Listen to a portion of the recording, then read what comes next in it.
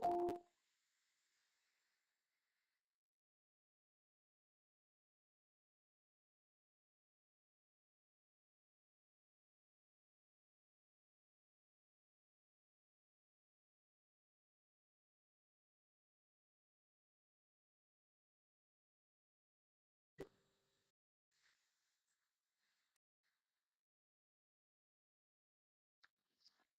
evening, all. We'll start by 4. We're waiting for others to join.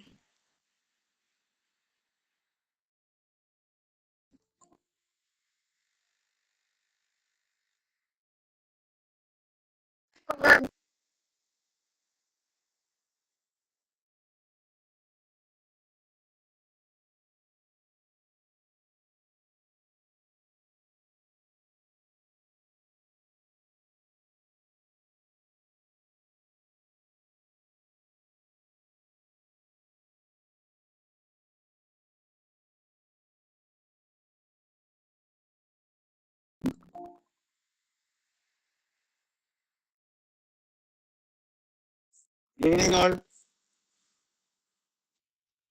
Good evening, sir. Proffesor. Good evening, sir.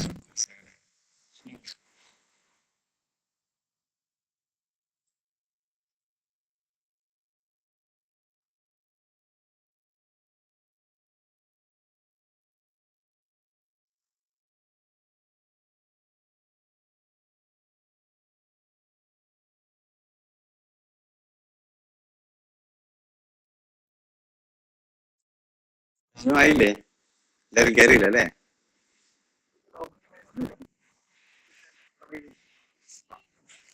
ഇരുപത്താറ്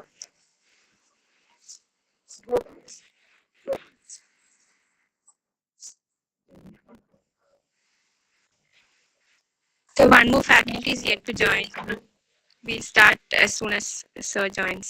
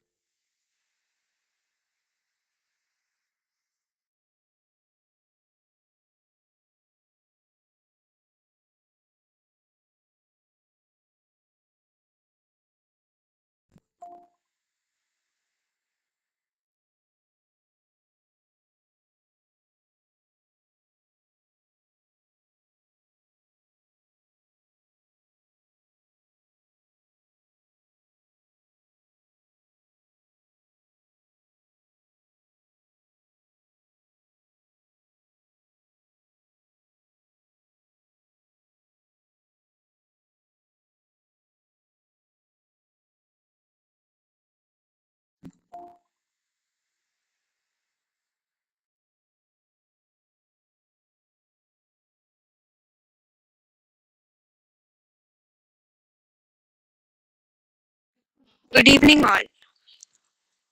Honorable faculties and my dear friends. Today we are all gathered here for a webinar on integrated approach to gastric cancer. On behalf of the IMA MSN AZEEZIA Unit, I welcome you all. The month of November is the Gastric Cancer Awareness Month. This year, with the theme Free the Gut, the goal is to raise public awareness and support educational effort about gastric cancer, including risk factors, prevention, and early detection. Today, we have with us three eminent professors of Azizia Medical College. Dr.T. Vasu, Professor and HOD, Department of Surgery. Dr. Liaquat Roopesh Jhonson, Professor and HOD, Department of Community Medicine. And Dr. Antony Joseph, Associate Professor, Department of Anatomy, to discuss on the various aspects of gastric cancer. So let's begin the session.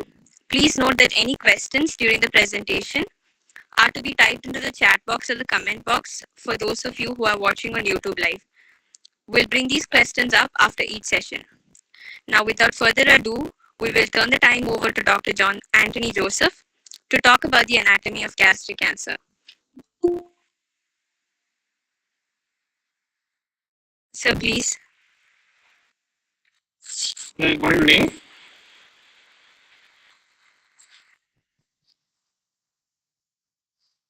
Yes, sir. Good evening. 1 minute. I want to share my screen. Can you see the presentation? Yes, sir. Yes, sir. Yes, sir.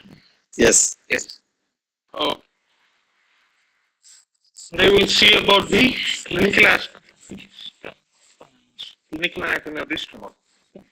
Instead of jumping into the basic anatomy, since you all are medical graduates, you know the basic anatomy. We will be focusing more on the clinical aspect of the stomach. As you all know, you should know any abdominal organ is studied. You should know about the location of the organ, which quadrant it's located. The stomach is located in the left hypochondria, umbilicus, and epigastric region. And the stomach has two ends, cardiac end and pyloric end. Two surfaces you have, anterior superior surface, posterior inferior surface. Two curvatures you have, lesser curvature and greater curvature. The topmost part of the stomach is known as the frontis. There is an angular notch here in the lower end. The two ends, like I said earlier, cardiac notch is a physiological splinter. Then is anatomical end,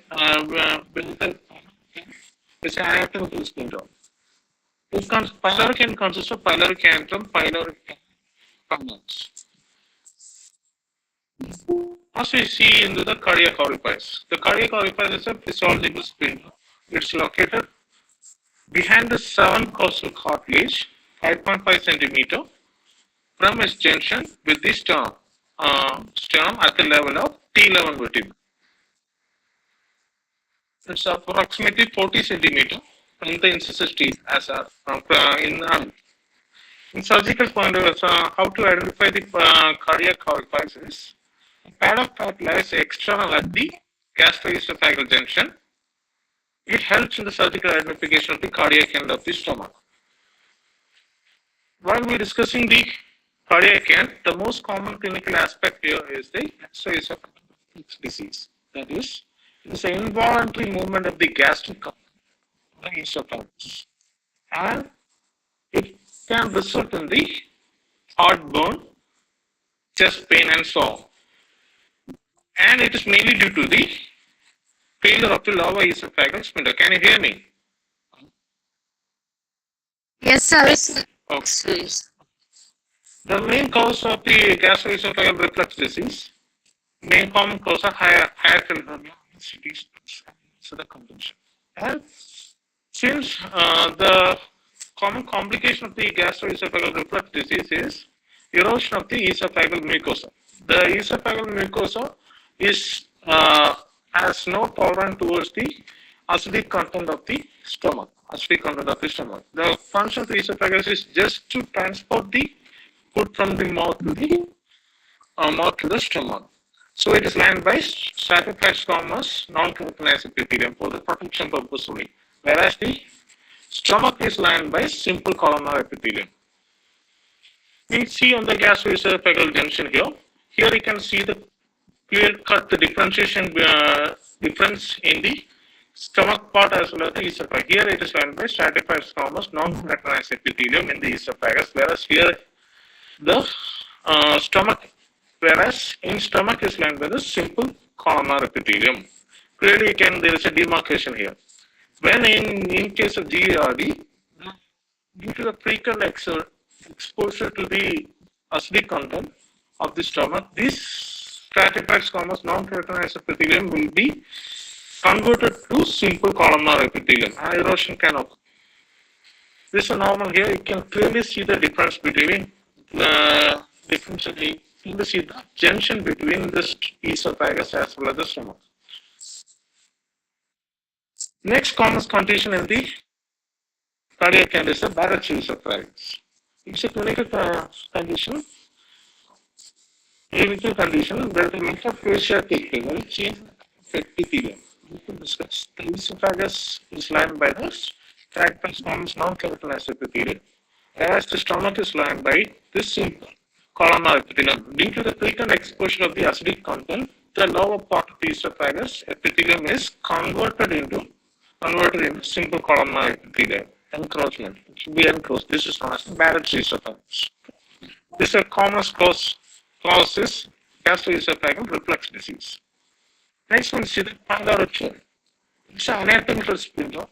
We can easily feel the anatomical pyloric and then the cardiac end. It is located at 1 to 2 centimeter right to the midline at the level of lower border of L1 vertebra.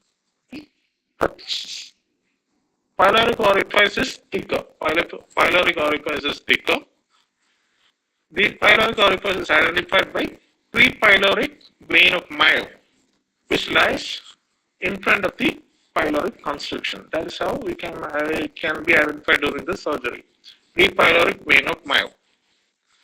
Next one, we'll see about the peritoneal relation of the stomach.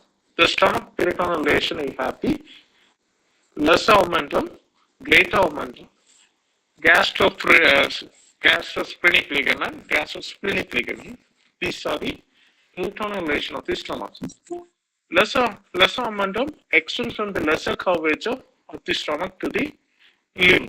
It has two components, gastric ligament and duodenal ligament. Then you have the greater omentum extend downwards from the greater curvature of the stomach. Then you have the gastrosplenic ligament from the stomach to the spleen. Gastrosplenic ligament. That's the other leg. These are peritoneal. Now we'll see about the anterior relation of the stomach. What are structures related to the anterior? Anterior, the stomach is related to the liver, diaphragm, area related to the abdominal wall.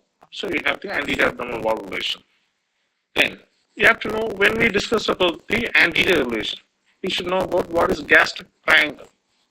This is the triangle area of the stomach that lies in contact with the anterior abdominal wall. Okay. The boundaries of this triangle, as you have the right side, it is formed by the lower border of the limb. On the left side, left costal margin. Okay.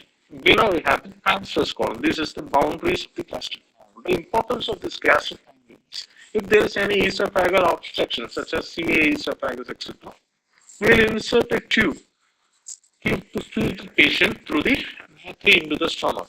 Okay. This surgery is known as gastrostomia operation. Okay. So boundaries of gastric triangle you have to know. One gastric triangle is the area of the stomach that lies between contact with the anterior abdominal wall. Then we'll see about what is Probi space. Probi space is a topographical area that lies overlying the fundus of the stomach. Okay. Overlying the fundus of the stomach. And it is tympanic on percussion. During percussion examination, it is tympanic. This also you have to know the boundaries of the above lower border of the left lung. Below it is related to the left costal margin. Right side it is related to the lower border of the left lobe of the liver. Left side it is related to the lateral end of the spleen. This is the boundaries of the Taubes area. This Taubes space may be obliterated by the enlargement of the liver, spleen, and or due to pleural effusion. These are the two things you have to know while you have to know the anterior relation piece. Next one is the stomach bed stretches. What are the stretches related posteriorly? Bed stretches. You have the spleen, diaphragm, left suprarenal gland, left kidneys, splenic artery, pancreas, left colon, cancerous colon, etc. These are the various stretches related to the stomach. These are the various stretches related to the stomach. Next, we'll see about the interior of the stomach. We'll see about the interior. We discussed about the external features briefly and what are the external relation. Now we'll see about the interior of the stomach. When you see the interior, the inner surface of the stomach has many foldings known as rugae. These are known as gastric rugae. It disappears when the stomach is fully distended with this food. Whereas in lesser curvature, you have the longitudinal rugae holes. Whereas rest part of the stomach, you have irregular foldings, rugae. And on the surface of the epithelium, you can see gastric pits. You can see the gastric pits. The gastric pits goes down to the gastric glands, where the cells that secrete the gastric juice are present. On interior, you have the gastric rugae. Then on the lesser curvature, you have the longitudinal fold. And this longitudinal fold is also known as the gastric canal. This area is where the maximum insert to the stomach happens when we drink any irritating fluid or have any irritating food. So this area is more prone for the ulcerations. Also, there is a less blood supply curvature, so it is also more prone for the ulcerations. Next, when we take the cross section of the stomach from outside, inner to outside, you have the mucosa, submucosa, muscularis externa, and serosum. The mucosa consists of epithelium, lamina propria, muscularis mucosae. These are the three components of mucosa. Like we discussed earlier, there are gastric pit here in the mucosa, which lead to the gastric glands. Then between you have the lamina propria. Then bottommost layer of the mucosa, you have the muscularis mucosae. Then you have this submucosal layer. Then you contain blood vessels, connective tissue. Then you have the muscularis mucosal layer. There are three layers of smooth muscles are present. The inner oblique layer, middle circular layer, and outer longitudinal layer. The outermost layer is known as the serosum. It's made up of the connective tissue. These are the layers of the stomach from the inside to outside. Layers of that. Then, like this brief description about the various layers of the stomach: mucosa, submucosa, muscularis externa, and serosum. And also you have the nerve plexus present in this layer. For example, submucosa, you have the submucosal plexus or Meissner's plexus. Muscularis externa, you have the meandric plexus. This is very important because this helps in the contraction of the smooth muscles present in the muscularis externa layer. Now, another common condition occurring in the cardiac end is the achalasia cardia. That is, this congenital absence of the ganglion cell layer in the meandric plexus or meandric plexus lead to the failure to dilation of the lower end of the esophagus. As a result, when you have the food, the esophagus will be dilated and it gives a bird beak appearance. Okay, this condition is known as the achalasia cardia. This is due to the congenital absence of the ganglion cell in the meandric plexus. Next, while we talk about the various layers, mucosa, submucosa, muscularis externa, serous, etc., you should know what is leather bottle stomach. Leather bottle stomach is in case of any carcinoma, the tumors can spread into the various layers. So the stomach loses its elasticity, the ability to dilate. And this condition is known as the leather bottle stomach. Okay? Leather bottle stomach is due to the infiltration of the cancer cells into the walls of the stomach. Now we'll jump into the blood supply of the stomach. Blood supply, briefly we'll see about the blood supply of the stomach. The stomach is mainly supplied by left gastric artery, right gastric artery here. Then we have the left gastroepiploic artery, right gastroepiploic artery. Also you have short gastric artery and posterior gastric artery. The left gastric artery is a branch of celiac trunk. Left gastric artery is a branch of celiac trunk. Right gastric artery is a branch of common hepatic artery. Left gastroepiploic artery is a branch of splenic artery. Right gastroepiploic artery is a branch of splenic. Right gastroepiploic artery is a branch of gastroduodenal artery. Left gastroepiploic artery is a branch of splenic artery. Short gastric artery, there are about 5 to 7 in numbers. It's also a branch of splenic artery. Then you have the posterior gastric artery, which is a branch of splenic artery. You can see various arteries here. Left gastric artery coming along the lesser curvature here, meeting with the right gastric artery in the lesser curvature here. Then you have this short, you can see numerous short gastric arteries, left gastroepiploic artery and right gastroepiploic artery can be seen. This is the blood supply of the stomach. One left gastric artery run along the lesser omentum to reach the lesser curvature, like we discussed. Okay, it runs along the lesser curvature. Okay, and it's the major artery of the stomach that supplies upper two-third. Okay. Major artery of the stomach, it supplies upper two-third of the stomach. It also gives esophageal branches. It also gives branches to the esophagus. Then you have the right gastric artery. It also runs along the lesser curvature and it anastomoses with the left gastric artery. You can see here. Okay. Anastomosing with the left gastric artery. Next is the left gastroepiploic artery runs along the greater curvature in the gastrosplenic ligament and great omentum. It gives branches to the great omentum. Then you have the right gastroepiploic artery, anastomosis with the left gastroepiploic artery. You can see the anastomosis here. Okay. Then along the greater curvature in the great omentum, it gives branches to the great omentum. Then you have the short gastric artery supplying the fundus of the stomach. You can see the short gastric artery supplying the fundus of the stomach. Then you have the posterior gastric artery. This occasional branch of the splenic artery passes upwards and supplies the posterior wall of the fundus along the through the gastrosplenic ligament. Okay, and this is the arterial supply of the stomach. You can see here. You can see the left gastric artery, right gastric artery, left gastroepiploic artery, and you can see the branches going vertically into the wall of the stomach. Okay, so these branches vertically enters into the submucosal layer, enters into serosal layer as a subserous branch. Then it enters the muscularis externa layer as intramuscular layer. Then it enters the submucosal plexus, submucosal layer as submucosal. So this is a subdivision. From these branches, the artery goes vertically into the wall of the stomach as subserous branch, intramuscular branch, submucous plexus of arteries, and eventually it gives.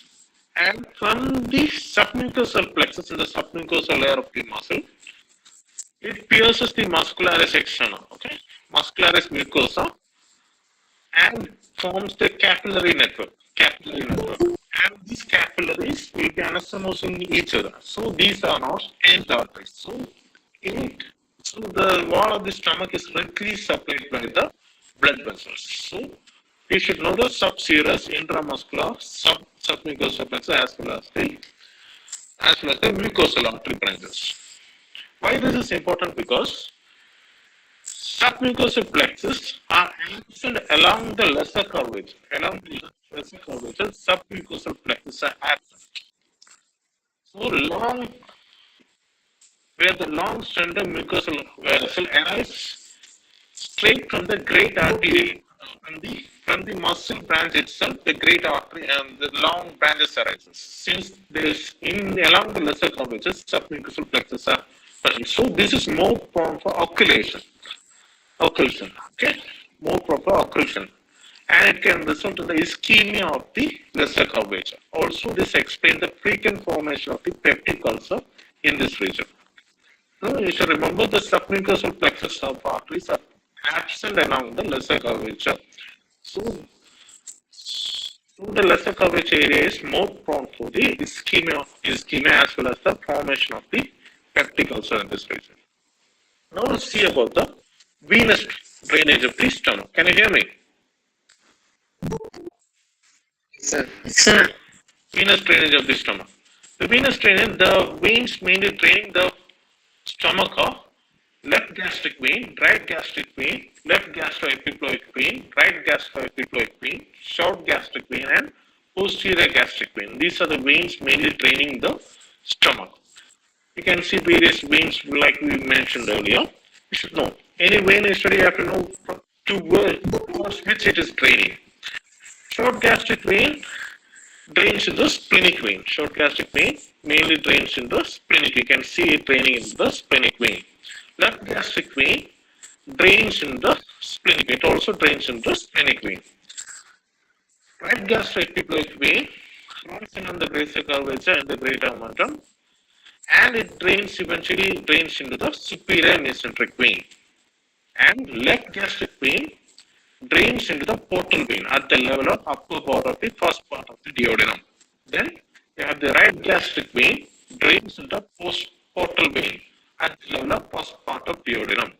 Then you have the posterior gastric vein. If it's present, it drains into the splenic vein. These are the veins that draining the stomach. So blood supply of the stomach, you should mention arterial supply as well as the venous drainage. So these are the veins that draining the stomach. Since we mentioned about the venous drainage, you should know about the esophageal viruses. The viruses is nothing but the abnormal dilatation of the vein at the lower end of the esophagus due to the portal hypertension. And it involves the esophageal tributaries of left gastric and inferior hemiesophagus vein. And the complication is the rupture of the esophageal viruses can lead to the excessive bleeding. Okay. Now, going to the important topic is the lymphatic drainage of the stomach. Since main topic is carcinoma of the stomach, you should know about the lymphatic drainage thoroughly. The lymphatic of the stomach follows the course of the arteries that supply the stomach. The following note, there are many nodes that drains the stomach. Eventually, all these nodes will be draining in the celiac lymph node. Okay. The various nodes you have the left paracardinal node, left curvature node, right paracardinal node, left gastric node, short gastric node, left gastroepiploic node, splenic hilar node, splenic node, right gastroepiploic node, intrapyloric node, suprapyloric node, and common hepatic node. These are the various nodes that draining the stomach, and eventually all this drains into the celiac lymph node. You can see here various nodes draining the stomach. There are 4 lymphatic territories of the stomach. Like we see here, you can clearly see the demarcation here. 4 lymphatic territories in the stomach. The stomach is divided into right 2/3 and left 1/3 along its long axis. Along its long axis, you can see along the long axis of the stomach, we will divide it into right 2/3 and left 1/3, which in turn again divide into upper and lower part. That gives the 4 lymphatic areas of the stomach. Area 1, area 2, area 3, and area 4. These are the 4 lymphatic areas of the stomach. Area 1 is the upper 2/3 part of the right 2/3 of the stomach. It's the largest area and it lies along the lesser curvature. Okay, it lies along the largest area and lies along the lesser curvature, and it drains into left gastric node, and it drains into left gastric node. Area 2, it drains into right gastroepiploic node and pyloric node. Okay, area 2. It drains into right gastroepiploic node and pyloric. And this area of the stomach is more frequent site for the gastric carcinoma. Okay, Area 3 drains into pancreaticosplenic node. Area 3 drains into pancreaticosplenic node. You can see here. And area 4 drains into right gastric and hepatic node. Right gastric and hepatic node. Now, these are the lymphatic drainage of the stomach. This is very important, as the main topic is the gastric carcinoma. Okay. So finally, all these nodes drains into celiac node, and where the celiac node drains into cisterna chyli of the thoracic duct. Cisterna chyli, and cisterna chyli continues as thoracic duct. Okay, and eventually it will be opening into jugulo-subclavian venous junction, and eventually it will open jugulo-subclavian venous junction. Okay, then there is a node here. This node is known as left supraclavicular lymph node. And in case of gastric carcinoma, the cancer cells can spread into the left supraclavicular lymph node, and this lymph node is known as a Wiltshire node. This is also known as the signal node. And this Wiltshire node receives afferent lymphatic from the left side of the head, neck, chest, abdomen, pelvis, and bilateral lower limb. And eventually it will be drained in the jugulo-subclavian venous junction via the thoracic duct. So this is the venous drainage of the stomach. As a medical student, you should know the venous drainage pathway. So it will be more thorough with the venous drainage or third way of 4 area you have to know. Okay. Now we'll see about the nerve supply. Nerve supply of the stomach. The nerve supply of the stomach, you have this sympathetic supply as well as the parasympathetic. Sympathetic supply is derived from the T6 and T6 to T10 spinal segment. Okay. And the main function of the sympathetic fibers are vasomotor, motor action to the pyloric sphincter, inhibition of the remaining musculature of the stomach, and carrying pain sensation. These are the various sensations that are carried by the sympathetic fibers. And parasympathetic fibers are derived from the vagus nerve. It has the two nerves, right vagus nerve and left vagus nerve. Okay. Right vagus nerve enters the abdomen as the anterior vagal tongue and gives rise to 3 branches: hepatic, celiac, and gastric branches. Left vagus nerve enters the abdomen as posterior vagal tongue and gives 3 set of branches: celiac branch, nerve to Gracie, and gastric branches. The function of the parasympathetic fibers are vasodilatation, motor to the gastric musculature, inhibitory to the pyloric sphincter. Also, it carries the sensation of the hunger and nausea. You should know the 2 components as well as what are the functions. Okay? So, 2 components are the sympathetic fibers and parasympathetic fibers.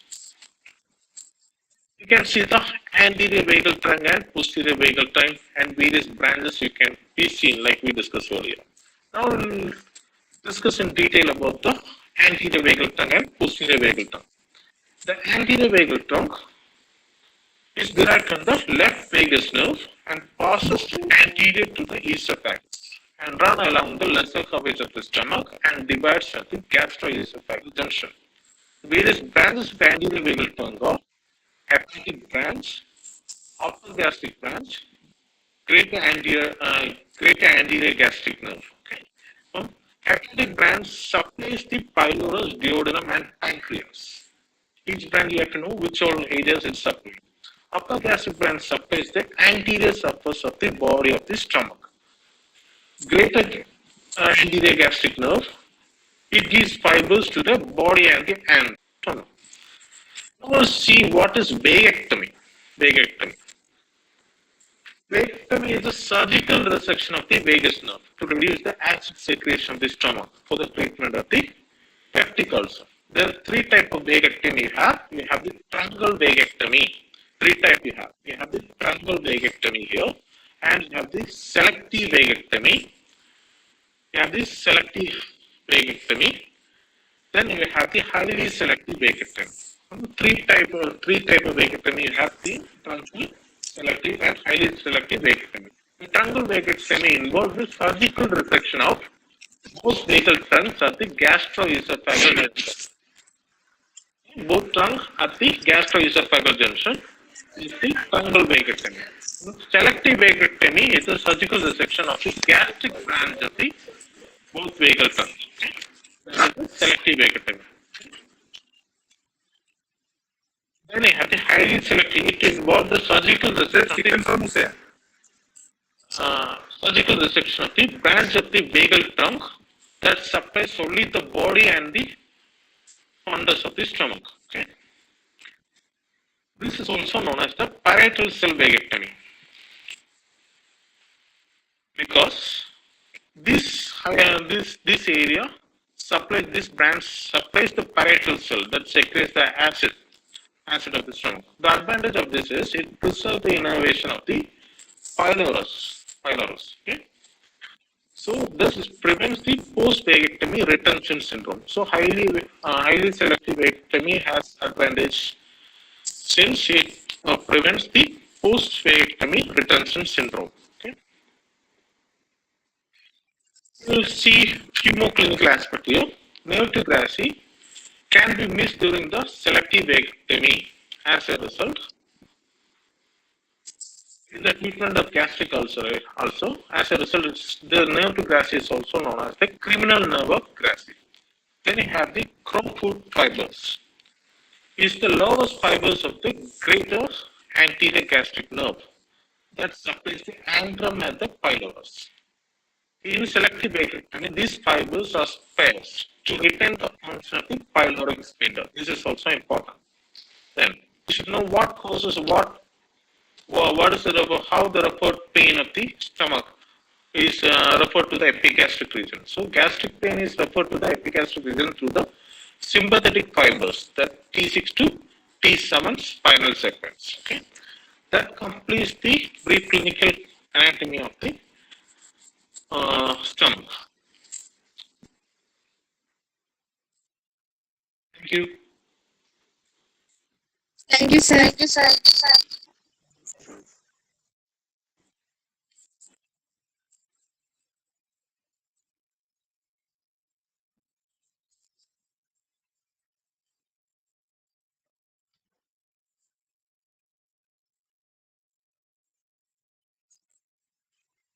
Hello. Can you hear me? Yes, sir. Okay.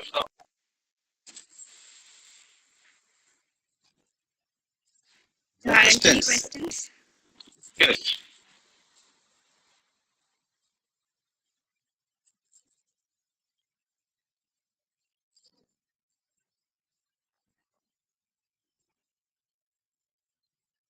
Any questions?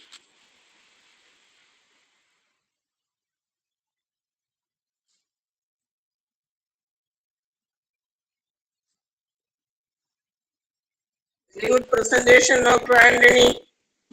Thank you, sir. Thank you, sir. Not sir, it is madam. I am joining from Vice Principal's mobile. Thank you, madam. Thank you.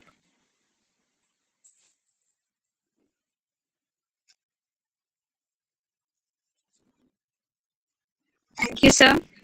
Thank you. Okay, we'll move on. Now to talk about the surgical aspects of gastric cancer, I would like to invite Dr.T. Vasu. So please.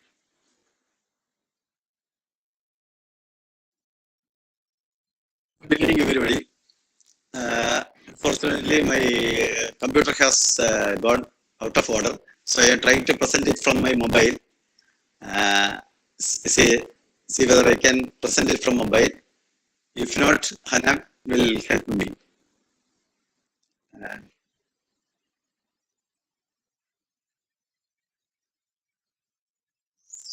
Can you see? Can you see the presentation? Hello. Sir. You can see. Okay. No, presentation not seen. No, sir. Oh, that's a presentation, but I can see it in my mobile. So I think Hanan will help me to present. Hanan, you Yes, sir. present Yes, sir. as I will close it.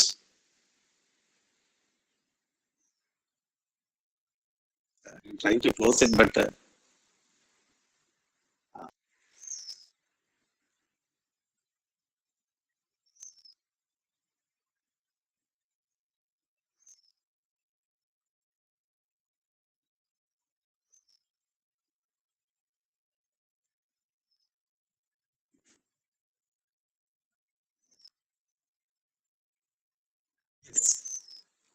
now you know the anatomical aspects of stomach and the blood supply and the lymph nodes. So without, I am directly going into the topic, that is next slide.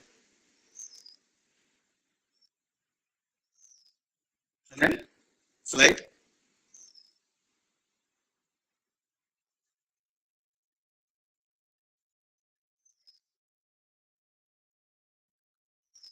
No, carcinoma stomach is the malignant tumor arising from the stomach. There are various malignancies arising from the stomach. For example, it may be a carcinoma that is arising from the mucosa or the epithelium, or it may be arising from the lymphatic areas, that is the lymphoma, or it can be a GIST, gastrointestinal stromal tumor, something like our soft tissue sarcomas. But mainly, I am touching only on the carcinoma stomach today. You know, it is a malignant tumor arising from the stomach, usually with a poor prognosis, and all modalities of treatment are used. Slide.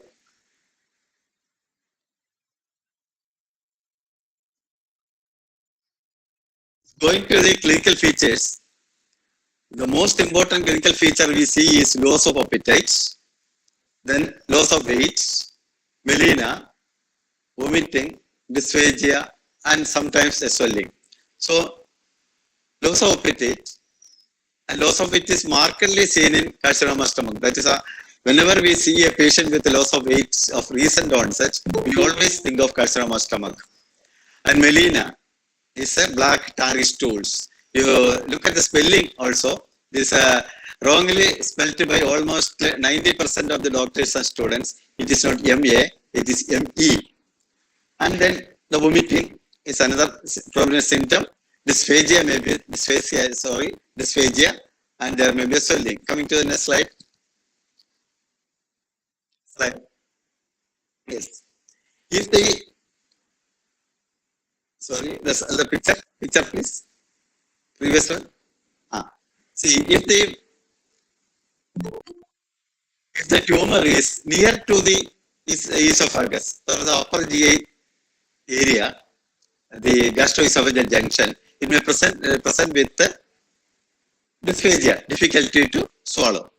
If it is in the stomach, it is majorly we will see is the loss of weight and also loss of appetite and melena. Melena means dark blood is coming through the canal. When the blood is has got a time to act with upon by the gastric acid, it will be converted into black color and you will get a black tarry stools.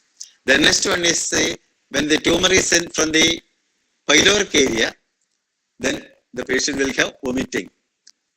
These are the major symptoms that are occurring. And of course, the next slide, please.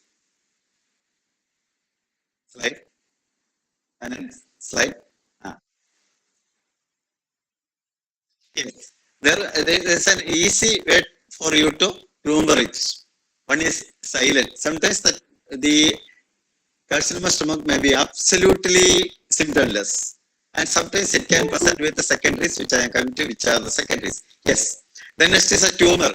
Tumor is again once that there is a tumor or the tumor is palpable or the patient is coming with a tumor, that is usually inoperable. So we shall not wait for a tumor to develop. And obstruction, as I already told you, if it is upper esophageal junction, it is dysphagia, upper stomach. If the lower stomach, it will be visible gastric peristalsis will be seen. Usually the gastric peristalsis is not seen, but in these patients, the peristalsis will be seen. Then melena is a prominent symptom.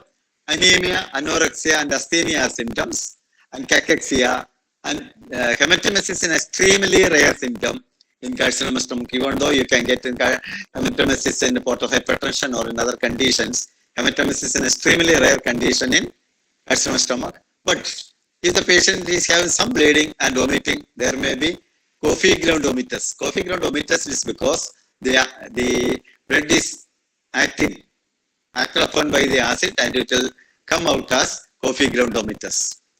So this is a mnemonic, but don't think that this is a order in which it is presenting. This is only for knowing remembering it, but it is not the order of presentation. Next slide.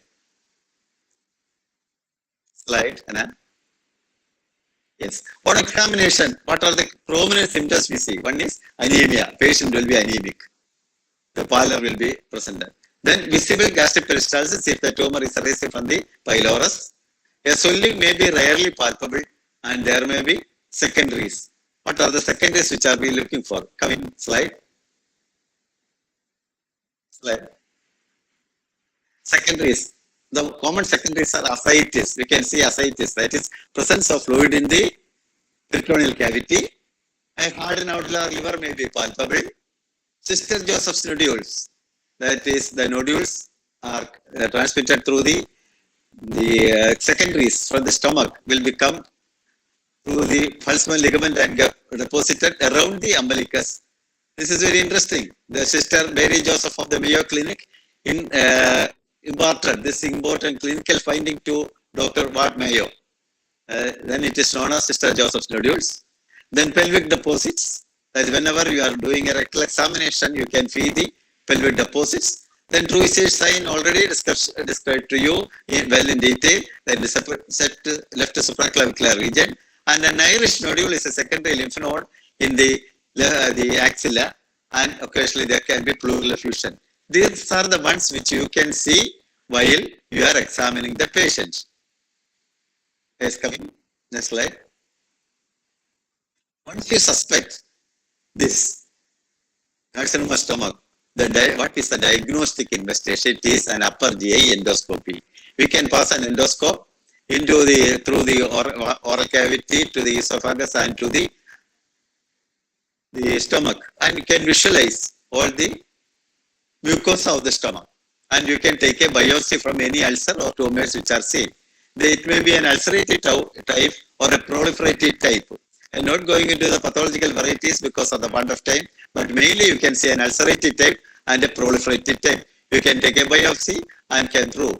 But as you said, Dr. Antony said earlier, there may be Liaquat plastica. Here the tumor is spreading submucosally and the mucosa will appear as normal. The only clinical finding, during a gastroscopy is that you cannot distend the stomach with air. For easy visualization, we will distend the stomach with air. But in this case, it cannot be distended, which will give us a clue that there may be an underlying Liaquat plastica. Slide. So, once you have made a diagnosis, almost sure that once you make a carcinoma of the stomach by gastroscopy and biopsy, you wish to know whether it is operable, because the most of or the malignancy you are studying the malignancy or coming to the pathology only late, but you should remember that there are many different modes of treatment for any malignancy in the body.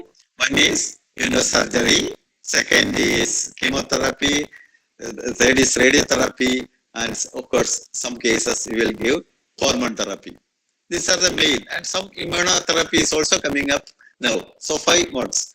So in the case of a carcinoma stomach, especially adenocarcinoma, the important mode of treatment is surgery. So we should know whether this is operable or not. I have already told you certain things when it is not operable, such as the ascites, liver nodular liver, pleural effusion, Irish nodule, supraclavicular lymph node, the Toy-Sage sign, peritoneal, the umbilical nodules, and there are the pouch of the glass tumors. But apart from that, you have to see whether there are other features to know whether it is inoperable. An ultrasound abdomen, even if you have not palpated a liver nodule, it can be sometimes seen in the ultrasound abdomen, liver nodules. And CCT will make it more clear whether a liver secondary is there, a splenic secondary is there, or the tumor is fixed to the posterior structures. We have already discussed the area, the floor where it is resting. Now it may be attached to the or invading the retroperitoneal structures. Then again, it is not operable. And nowadays we are always doing a laparoscopy. Laparoscopy means we are introducing a tube into the peritoneal cavity and seeing all the areas whether it is operable or not. Here, even though the investigations show that it is not operable, it will show that there are some inoperable areas. X-ray chest or CT chest will show that there is secondary deposit in the chest line. PET scan may be useful in certain cases, but generally not used in our institution. Okay, coming to the next. These are the investigations. Now, we have decided whether it is operable or not. A curative surgery is possible when it is involving only the stomach and the lymph nodes nearby. Or it may have to do a palliative surgery. What is the curative? The other treatment is chemotherapy. So coming to the surgery, if it is operable, what will you do? Yeah, coming to next slide. Yes, deep to gastrectomy. That is the second level lymph nodes are along with the stomach. We have already seen there are certain lymph nodes around the stomach which follows exactly the arteries. Celiac trunk. Celiac trunk has got the branches. You have already studied that there is a left gastric, common hepatic divide, which divides into the right gastric and the right gastropoplioic, and also the gastroduodenal, and it also gives directly the splenic branches and short gastric arteries, left gastropoplioic artery. So all the lymph nodes are along the arteries. So it is very easy. When if you are removing the arteries, it will automatically come down.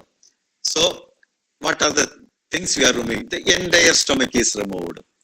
And the omental sac. Omental sac means there is a greater sac which is formed by the peritoneum covering the posterior wall, and it continues as the greater omentum curves and coming to attach to the anterior, the inferiorly to the stomach. Then it's the lesser omentum also. All these omental sac is removed along with the stomach, and all the lymph nodes are removed, and you can reconstruct it. But you remember, in certain cases, I will come to, when you are coming to the reconstruction, I will tell you. Next slide.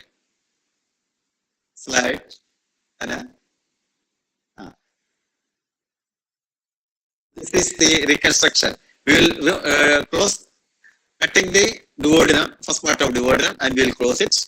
And the esophagus is directly anastomosed to one loop of the intestine known as the roux loop, and the roux loop is connecting to the fourth part of the duodenum, which the proximal jejunum. This is the fourth part, following which the first 10 centimeters of the jejunum is seen. You can see we have made a stomach-like thing. We folded the jejunum proximally so that you get something for a collection. The food can be stored there. So esophagus. The one important thing, that the esophagus is not having serosa.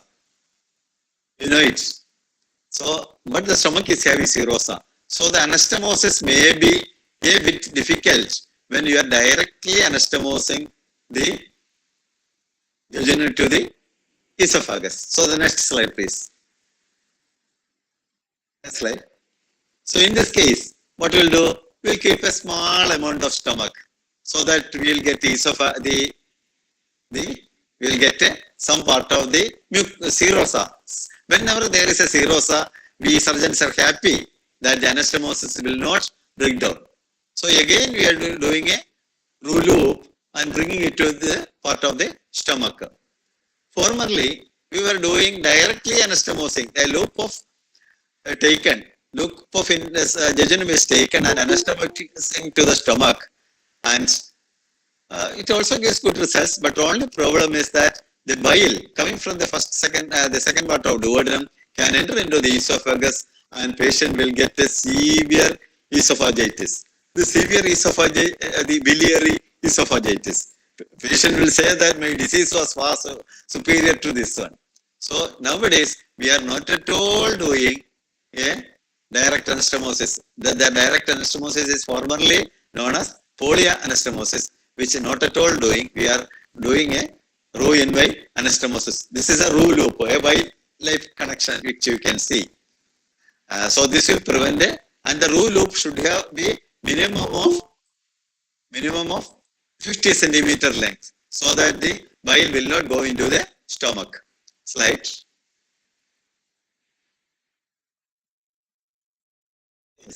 So this is what about I said about the definitive procedure which we do. That is a D2 gastrectomy, where you are removing the entire stomach, the entire omentum, the omental sac, all the lymph nodes, and how the anastomy is done. But in certain cases, what can happen? It is inoperable. So what will you do? Inoperable case. The easy way to do can say that it's a stenting, but it's not available in our institution. Stenting means, next slide please. Stenting. This is surgery. This is you see the pylorus. Pylorus area is having a tumor.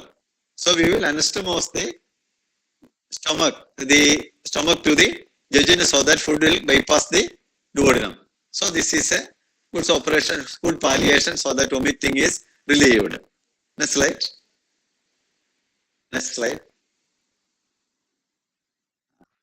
So in certain some cases, the patient is too debilitated that you cannot do a surgery, and if all the facilities are available with us, we can put a stent there. Either in the lower end, in the pyloric area, you can put a stent, or in the upper end, you can put a stent. The esophageal cancer, you can put a stent. The gastro-duodenal area, you can put a stent. You can see the stent being placed there endoscopically. Next slide.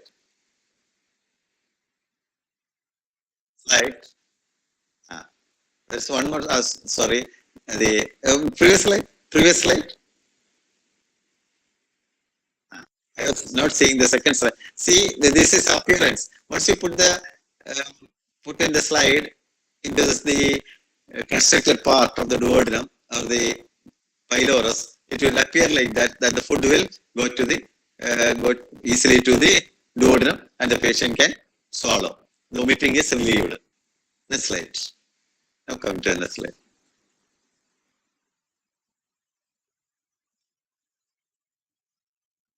Yes.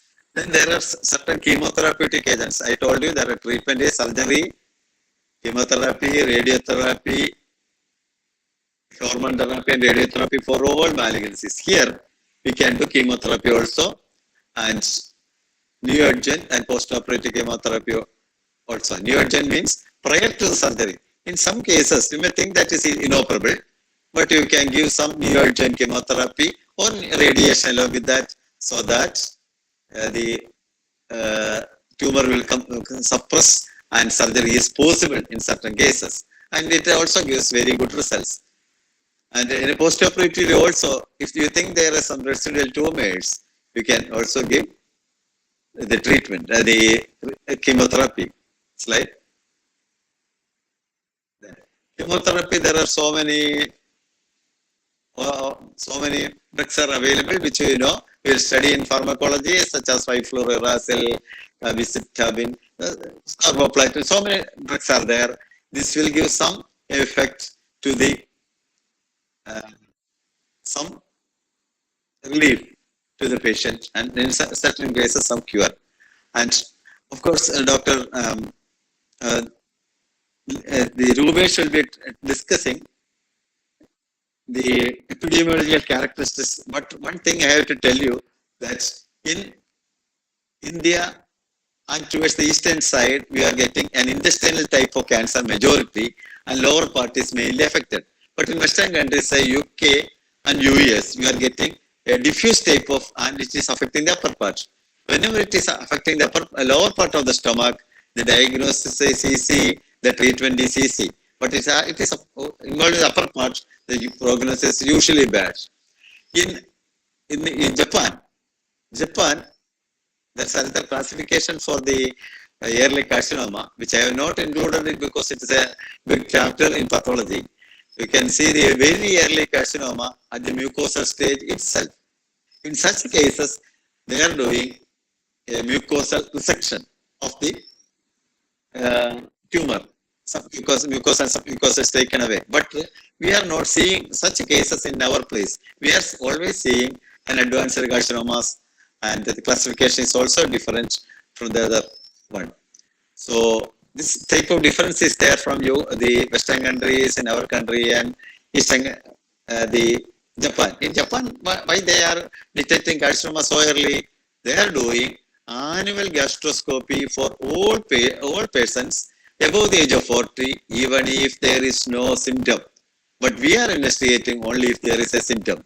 That is why they are getting earlier lesions, and they can remove the mucosal lesion. Of course, one case I have done at the Thrissur. When I was at Thrissur, I removed one ulcer through the gastroscope, and it is proved to be adenocarcinoma. And after the gastrectomy, there was no residual tumor. That's the only case I have seen in my life. But there's no such much reports from India. Only in Japan you are getting this mucosal tumors. So I think I have covered all the important aspects. As a clinical examination, main thing, I will recapitulate. That is, one is anemia, anorexia, and the loss of appetite. And on examination, anemia will be seen, and visible gastric peristalsis, and the tumor is seen. And if the tumor is seen, it is usually inoperable. You remember, it is usually inoperable, and you have to pick up the cases before a tumor is palpated. And then coming to the surgery, gastrectomy, gastrectomy is the treatment for an early carcinoma breast in our area. And the anastomosis should be ruined by anastomosis to prevent the reflux alkaline esophagitis. And chemotherapy will help to certain extent. Chemotherapy and radiotherapy may help to certain extent. Palliative surgery includes either a gastrojejunostomy or a stenting of either the esophagus or the pylorus. And early gastric carcinoma is extremely rare in our country, and in Western countries, it is usually the upper part, diffuse carcinoma, and it is still worse than our country. Thank you for the patient caring. Thank you. Thank you, sir. Thank you, sir, so much for the detailed explanation. Now we'll see if there are any questions.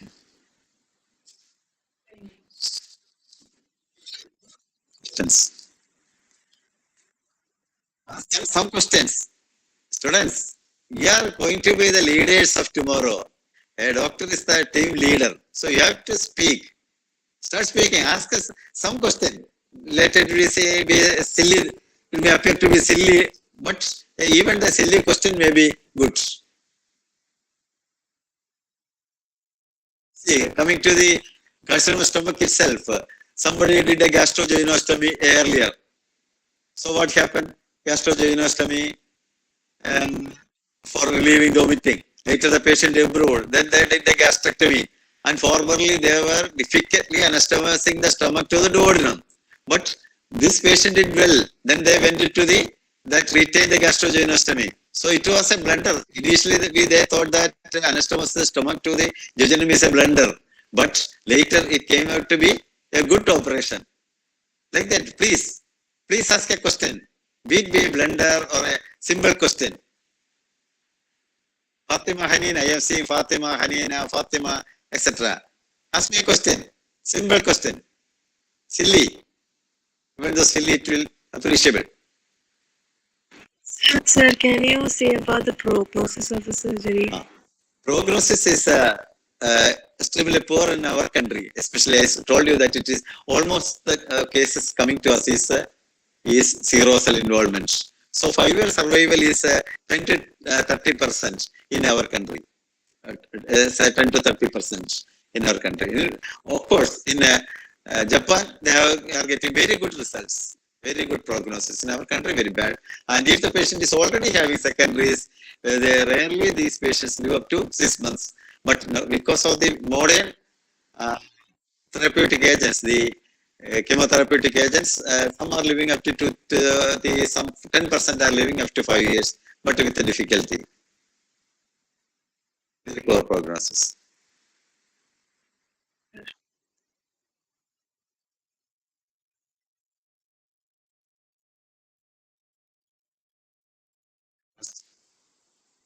Ulcer. Ask ulcer. What can change you? Ulcer. Ulcer. Duodenal ulcer never. Gastric ulcer. Long-standing gastric ulcer turned out to be a malignancy, but majority of the cases it is de novo malignancy. We cannot say whether it ulcer turned out to be malignant. Once you have to see the ulcer, and one area shows a benign gastric ulcer, and another area shows a malignant ulcer, then only we can say that it has turned out malignant. But this is extremely rare to demonstrate these two. Even if it is an ulcer turning malignant, we cannot demonstrate it in many cases. H. pylori is now said to be the culprit for producing both carcinoma stomach and ulcer. H. pylori.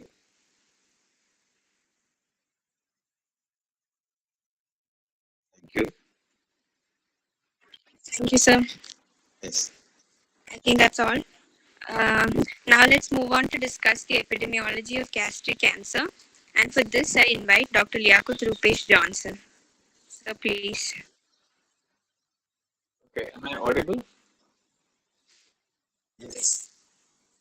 Okay, I will start sharing my screen.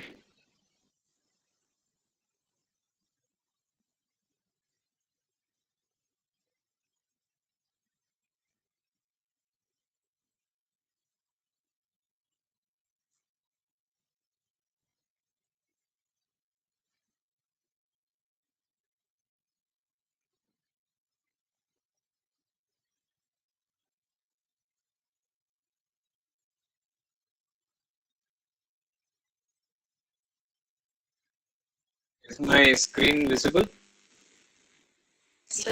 Yes, sir.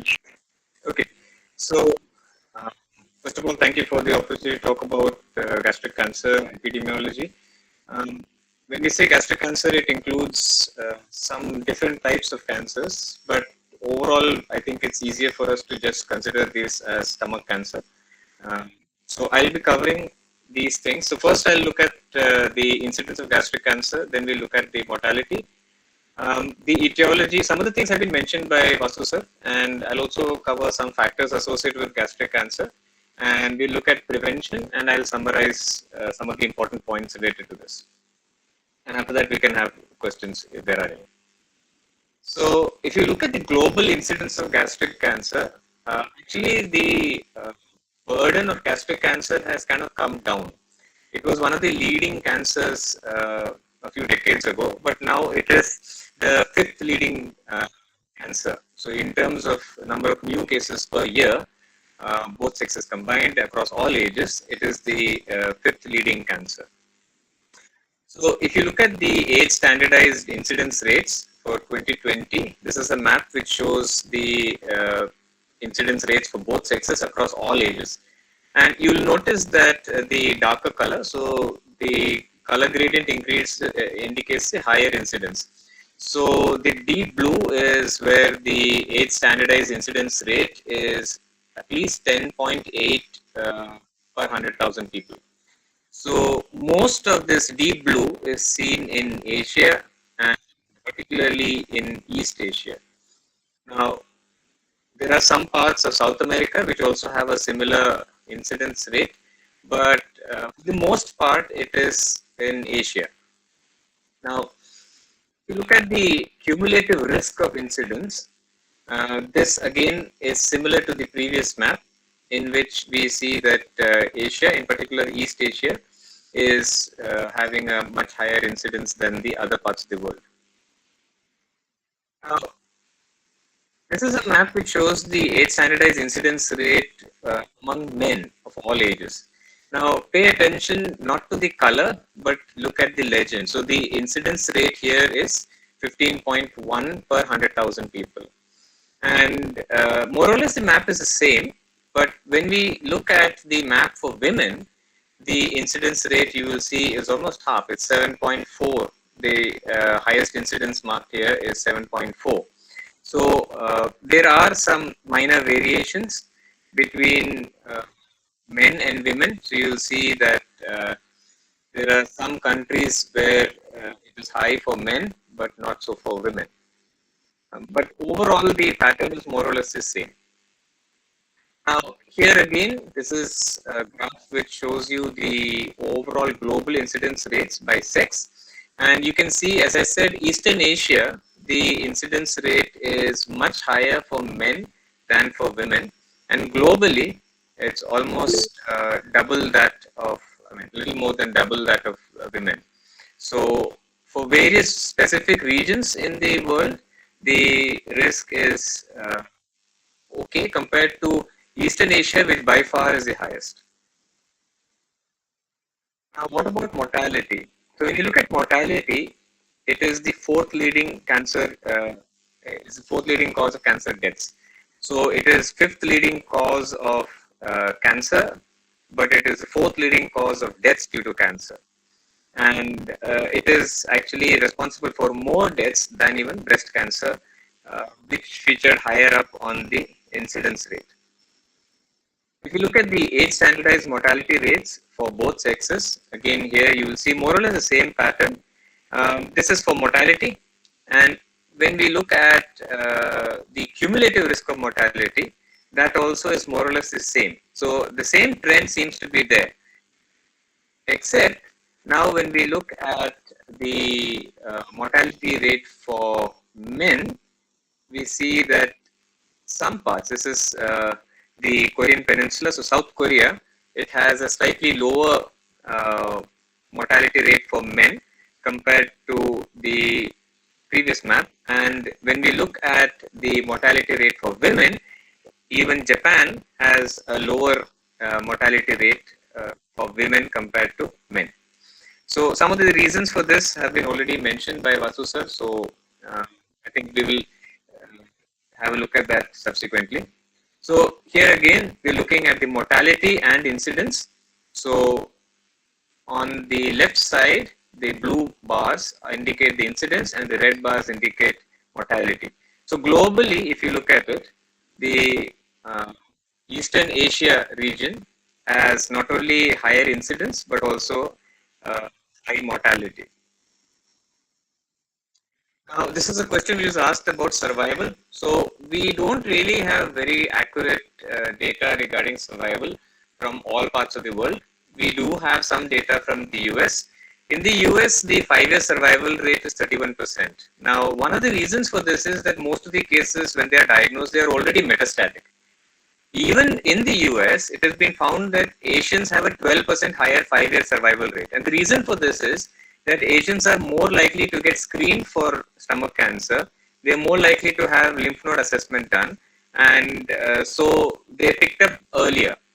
Now, if you were to consider the 5-year survival for pre-metastatic diagnosis, remember what I said, 31% 5-year survival is overall. But if you look at pre-metastatic diagnosis, the 5-year survival touches 67%. Now, again, continuing the same theme, so if you were looking at stage 1A or stage 1B tumors, which are treated with surgery, then the 5-year survival shoots up to 94% and 88%. But 3C tumors, the 5-year survival is only 18%. In the UK, the 5-year survival rate is 19%. Now, for several decades, in the 70s to maybe the early 90s, it was only 5.3%. So the 5-year survival has actually improved. Overall, the 5-year survival in Europe is 26%. Now, what I would like to mention is that the improvement in gastric cancer survival predates the association with H. pylori and several of these early screening programs which have been initiated, most of the improvement in survival has been brought about by better diet and lifestyle. So that's something that we will look into over the next few minutes. So if you look at the etiology, 90 to 95% of all stomach cancers are adenocarcinomas. And among the adenocarcinomas, we have cardiac cancers and non-cardiac cancers. So for the cardiac cancers, actually the pathology is unclear. There are two proposed etiologies. The first is that it is associated with GERD or gastroesophageal reflux disease. And the second is that it is associated with H. pylori atrophic gastritis. For cardiac cancers, the risk factors include obesity, that is BMI of greater than 25 kilograms per meter square has been associated with higher risk, and GERD. For non-cardiac cancers, usually the cause is chronic gastritis or inflammation of the stomach lining. Here, H. pylori infection, low socioeconomic status scale, and dietary factors like salty and smoked food, low consumption of fruits and vegetables, etc. These are important. There is also another way of classifying it based on the amount of differentiation of tissues. So, but that's something which I will skip for this presentation. If you look at the overall factors, so there are some precursor conditions. And even if you're talking about H. pylori, it has been observed that in countries like India, where there is quite widespread H. pylori infection, the incidence of stomach cancer is not very high compared to what we would see in, say, Korea or in Japan.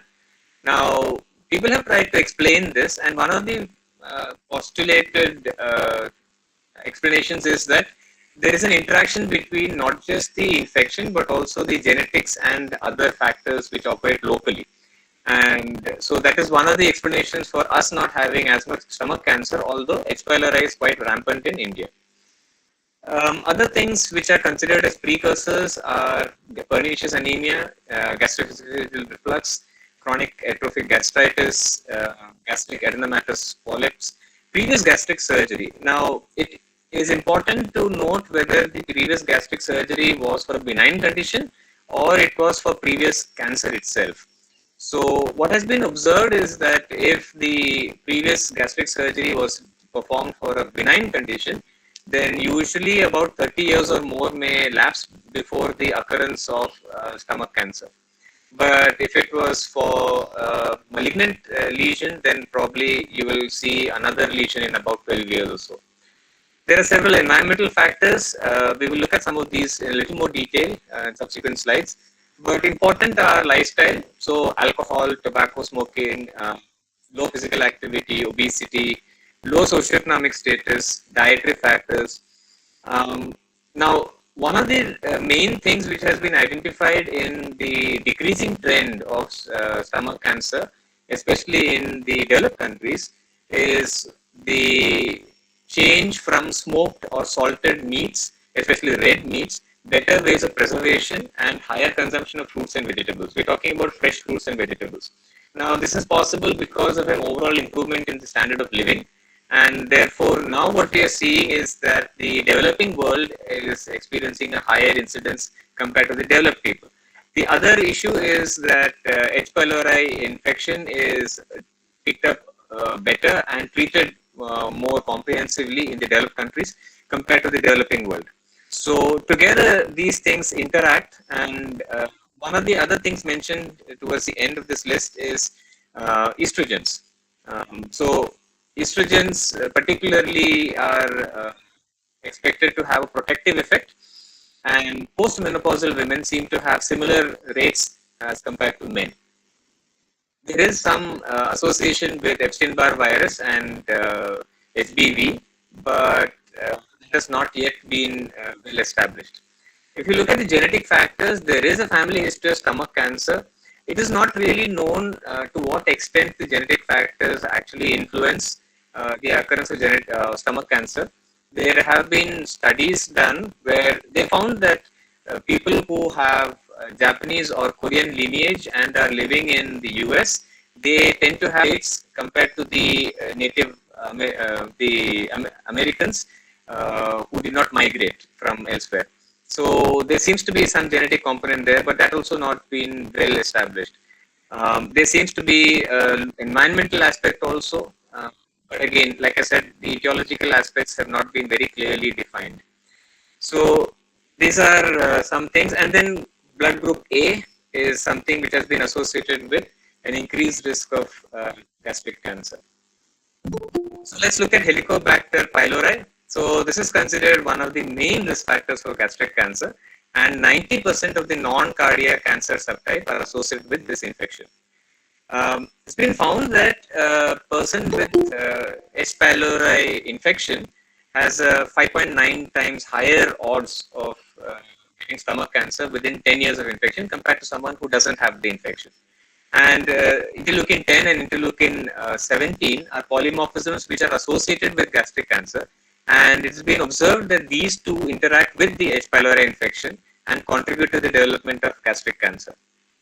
Now, as I said, we don't really understand the etiology of gastric cancer very well, but Correa, Correa, he postulated what is called now as Correa's cascade, which tries to explain how gastric cancer happens. So this is a chart which describes the pathway. So you can see that you have normal gastric mucosa and H. pylori infection occurs, and this results in chronic gastritis. And then over time you have atrophic gastritis, intestinal metaplasia leading to dysplasia, and eventually you will have the non-cardia or the intestinal type gastric cancer. And you can also have here the other side, which is gastroesophageal reflux. And because of this, again, you will have intestinal metaplasia and dysplasia, and you will have the cardia type gastric cancer. In between these two, we have the diffuse type gastric cancer, which is non-cardiac, 30%. And this is affected by these other genetic things mentioned here on the screen. A simplified version of Correa's cascade. So you've got the host on the left side, you've got the host mucosa in the middle, and you've got the environment on the right side. So as part of the environment, we have H. pylori. Now, variations in occurrence of stomach cancer have also been attributed to different strains of H. pylori. So certain strains of H. pylori seem to be more important for development of gastric cancer than other strains. So here, as I mentioned, we have got host gene polymorphisms like interleukin 10, which is mentioned here, tumor necrosis factor alpha, etc. So these together, along with the H. pylori infection, will result in superficial gastritis, and along with the high salt consumption, cigarette smoking, there may be a chronic inflammatory response, which eventually leads to atrophic gastritis, and subsequently leading to intestinal metaplasia, dysplasia, and eventually carcinoma. What about the other risk factors? So somebody had asked about gastric ulcer. So it's been observed that the risk of gastric cancer is almost twice the expected rate among patients with gastric ulcer. And since H. pylori is associated with gastric ulcer development as well, one of the main actions is H. pylori eradication. And this actually came from a large study done in Sweden. And this is something which indicates that H. pylori eradication as a treatment of gastric ulcer might have additional benefits with respect to reduction of gastric cancer risk. As I mentioned earlier, GERD is associated with cardiac gastric cancer, and it is also associated with esophageal adenocarcinoma. The profile seems to be the same for both these malignancies. Smoking is a known common risk factor for a lot of non-communicable diseases, including cancers, and 11% of the global stomach cancers are attributable to smoking. And smokers have 1.53 times higher risk compared to non-smokers, and in the smokers also the risk is higher among men compared to women. Now, alcohol has also been investigated as a potential risk factor for development of gastric cancer, and it's been found that moderate alcohol consumption increases the risk by 39%. And those who consume alcohol, heavy alcohol consumption associated with even higher risk, although that's not been quantified yet. Gastric surgery, as I mentioned earlier, there is an increased risk, and it also depends on the type of surgery. So those who have undergone a Billroth 2 surgery have a higher risk compared to a Billroth 1. And obesity. Now, you might wonder why BMI more than 25 is mentioned under obesity. For the simple reason that BMI of 25 or greater for South Asians, particularly for Indians, is associated with a higher risk for diabetes and other non-communicable diseases, because at lower BMI, we have an increased risk for those conditions compared to Caucasians.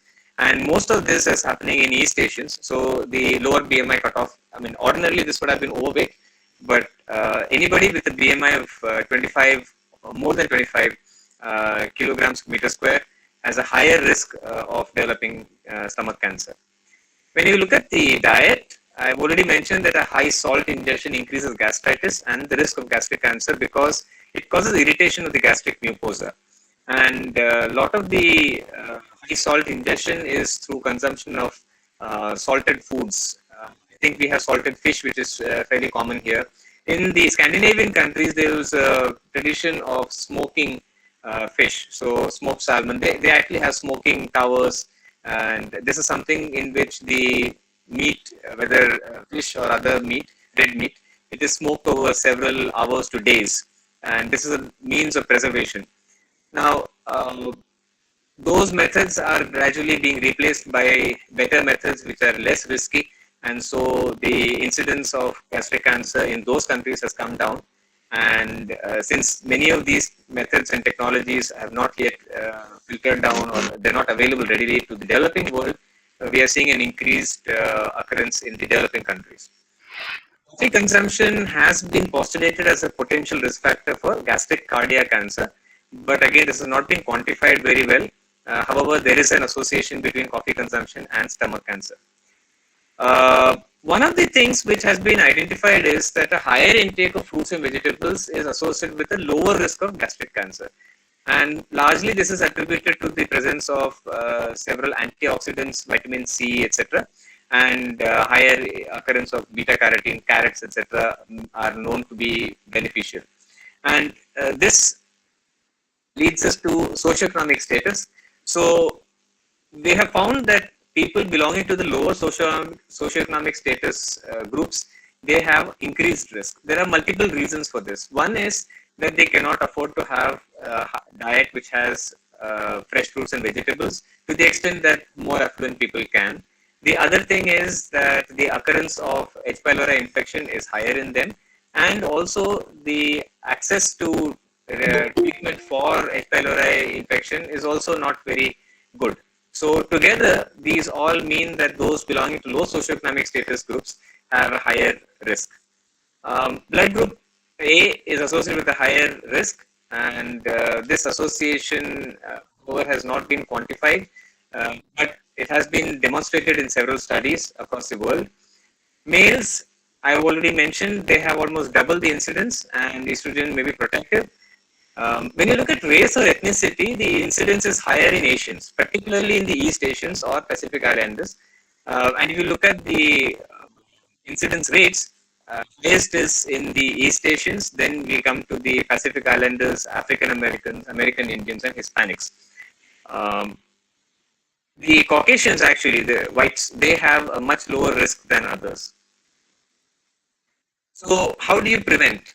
Now, based on what has been mentioned both by myself and Dr. Vasu regarding H. pylori, one would imagine that the testing and treatment of H. pylori infection would probably be the mainstay of prevention. But it is controversial. For one, because those who are asymptomatic, it's not very effective in the sense that how do you pick up H. pylori infection and what the cost involved and so on. So it's in some senses controversial, yet it still remains a very popular preventative approach.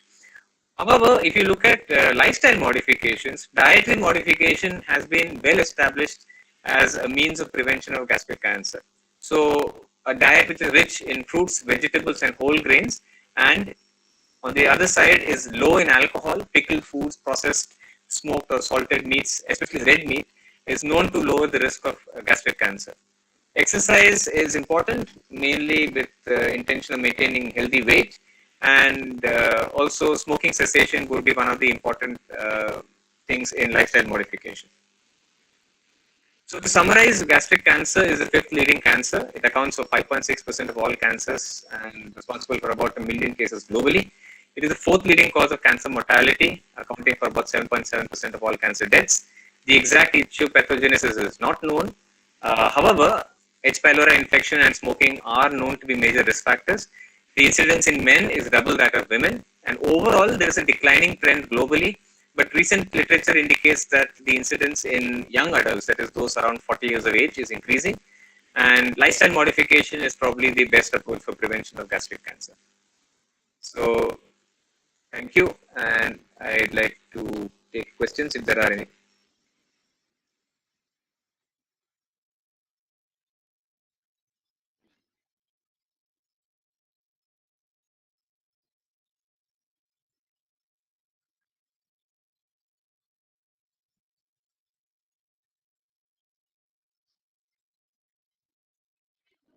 Thank you, sir, for the informative presentation. Looks like there are no questions.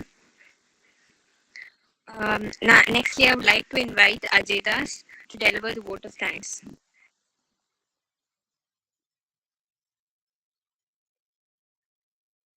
Warm and graceful evening to our most valuable principal, vice principal, management, professors, and my dear friends. It's my privilege to propose a vote of thanks speech and acknowledge the contribution of those who work really hard to make this wonderful program. I, Ajay Das KJ, on behalf of AZEEZIA Medical College and the entire fraternity of the institution. First of all, extend my most sincere thanks to Almighty God for making this today's event most resounding success. With His blessings and grace, we are able to make this event what it was. On behalf of my college, I extend a really heart vote of thanks to our professors, Dr.Antony sir, Dr. Vasu sir, and Dr. Roopesh sir, who spared their time for their busy schedule to grace the occasion. Today, we had an opportunity to hear your knowledge and thoughts, which will surely be going to encourage us our future life. My gratitude to all the speakers for gracing the occasion and sharing their opinions today. Finally, I would like to thank our budding rock stars of IMA MSN AZEEZIA Unit made this event valuable with their hard work. Your days of hard work were evident in your ranks. Last but not least, a big thank you to each one of you who had made this program more memorable for us. On behalf of my college, let me thank all the students who attended this session. Our college students are not only good at the academics but also in extracurricular activities and clinical exposures. We value you and every moment that you stay in the temple of learning. Thank you. Thank you, Ajay Das.